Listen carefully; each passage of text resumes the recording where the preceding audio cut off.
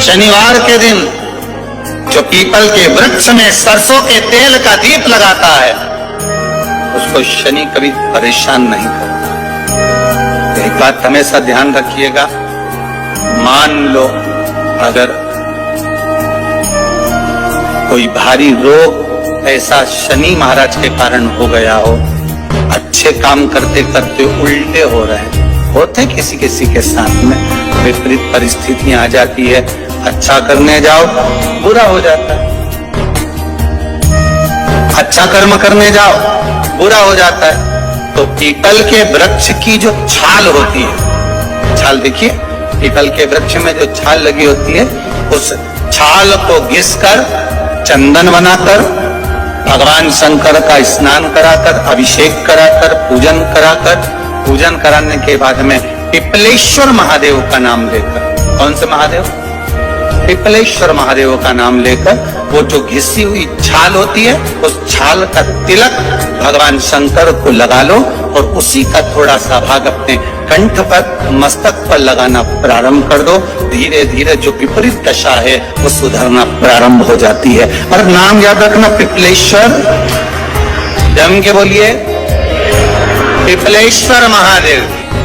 पैसा तो आ रहा है और घर में टिक नहीं रहा, डॉक्टर में, पुलिस में, एक्सीडेंट आदि में, कहीं गलत जगह पर, व्यसन में अगर पैसा जा रहा है, जुए में, मांसाहार, मदिरा पान, या कहीं आया पैसा आने में कमी नहीं, आ रहा है पर टिक नहीं रहा, रुक नहीं रहा, कोई मांगने आ गया दे दिया, फिर वहां से अपने पास नहीं आ रहा, अपन कह रहे हैं भैया हमारा पैसा लौटा दो, नहीं आ रहा। तो महाराज शिव महापुराण की कथा कहती है, एकादशी के दिन गंगा के जल में मात्र 7 बेलपत्री डालकर जो नंदीश्वर भगवान अर्थात जो शंकर जी के शिवलिंग के सामने नंदी होता है, उस नंदी के चरण पर गंगा का जल चढ़ाकर बेलपत्री शिव पर समर्पित कर देता है, उसके घर में रुपया रुकना चालू हो जाता है, फिर वो गलत जगह पर नहीं जाता, गलत स्थान पर वो धन जाएगा ही नहीं। जब किसी विशेष परिस्थिति में फंस जाओ, जब आपको लगे कि ऐसी विषम परिस्थिति में हम फंसे हुए हैं, भगवान कोई रास्ता निकालिए, तो एक काम करना, 5 बेलपत्र लेना। अगर कोई विषम परिस्थिति में फंसे हो, निर्णय नहीं मिल रहा, मंजिल तक नहीं पहुंच पा रहा और ऐसा लग रहा है कि हमारा ये कार्य होना चाहिए, पर किस निर्णय पर जाऊं? ये वाली जॉब करूं, ये वाली जॉब करूं, ये वाला मकान खरीदूं, ये वाला खरीदूं, बेटी को पढ़ने भेजूं ना भेजूं, बेटे को वहां भेजूं ना भेजूं, बेटे का संबंध यहाँ करूं ना करूं, बेटी का संबंध वहां करूं यहाँ करूं। जब कहीं विषम परिस्थिति में फंस जाओ, कोई निर्णय नहीं निकल रहा हो, कोई निर्णय तक आप नहीं पहुंच पा रहे हो, तो 5 बेलपत्री और 5 बेलपत्री की जो नीचे की जो डूट होती है, यहाँ का जो भाग होता है, जो डंडी होती है, इस डंडी पर इत्र लगाओ, 5 डंडी पर, जितने भी 5 बेलपत्री की 5 डंडी पर इत्र लगाकर एक बेलपत्र, बेलपत्री के वृक्ष के नीचे भगवान शंकर की पंचायत का नाम लेकर गणेश, विष्णु, शिव, दुर्गा, सूर्य, इनका स्मरण कर अपना हाथ उस बेलपत्र पर रखकर भगवान से प्रार्थना करो कि अब मेरा निर्णय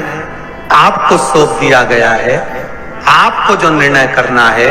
24 घंटे के अंदर मेरे हृदय से वो निर्णय आप करा देना और सत्मार्ग पर पहुंचा देना। जब कोई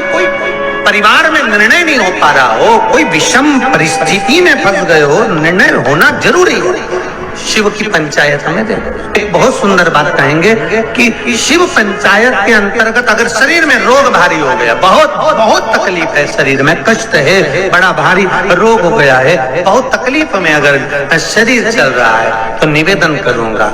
आप प्रयास करिएगा, अबीर गुलाल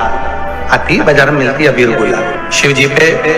अभिषेक जब शंकर भगवान का होता है, शिव जी का जब अभिषेक होता है, तो जो कर्मकांडी ब्राह्मण होते हैं, विद्वत जन ब्राह्मण होते हैं, वो आपसे कहते हैं अबीर चलाइए, गुलाल चढ़ाइए। तब शिव जी पर अबीर चढ़ाने के बाद 5 लोटा जल, 5 कलश जल के भर भर कर शंकर को चढ़ाना प्रारंभ कर दीजिए। 5 बार जब जल चढ़ाएं उसके पहले जब आप अबीर चढ़ाएंगे, पहले अबीर चढ़ना है।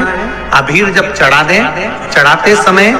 आप अपनी रोग, अपनी बीमारी, अपने कष्ट को शंकर जी को कहें अबीर चढ़ाते समय, और उसके बाद में 5 लोटा जल समर्पित करें। 5 लोटा जल शिव जी को समर्पित करें। जब भगवान शंकर को 5 लोटा जल आप समर्पित करें, ज्यादा से ज्यादा 15 दिन, 8-10 दिन, 15 दिन आप जल चढ़ाएंगे।